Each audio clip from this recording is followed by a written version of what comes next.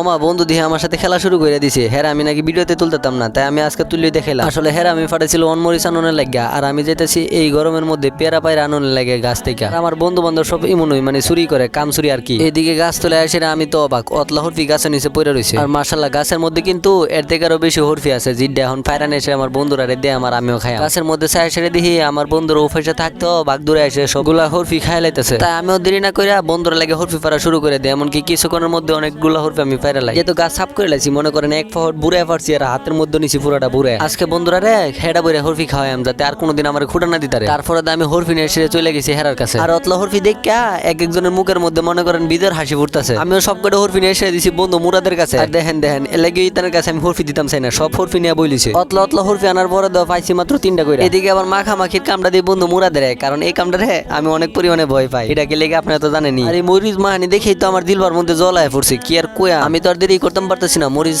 মাহানির পরে দুই তাড়াতাড়ি আমি পেয়ারাটা মরিচের মধ্যে ডুবাই লইছি। খাওয়ানোর আগে তো এটা রূপ দেখে আমি ভয় পেয়ে গেছি, কিরে ভাই এত পরিমাণে জালে হন খাই আমি কেমন। আল্লাহ ভরসা করে সে মুখের ভিতরে ডুহাই দিছি, কিন্তু টেস্টটা মোটামুটি ভালোই লাগছে। আর হরফি খাওয়ানোর পর কিছুক্ষণ বয়ে দেখে ছোট বাইরের ফুটবল খেলা উপভোগ করলাম। তোমরা যারা চ্যানেলে নতুন, চ্যানেলটা সাবস্ক্রাইব করে দাও। আজকের মতো এখানে আল্লাহ হাফেজ, বাই।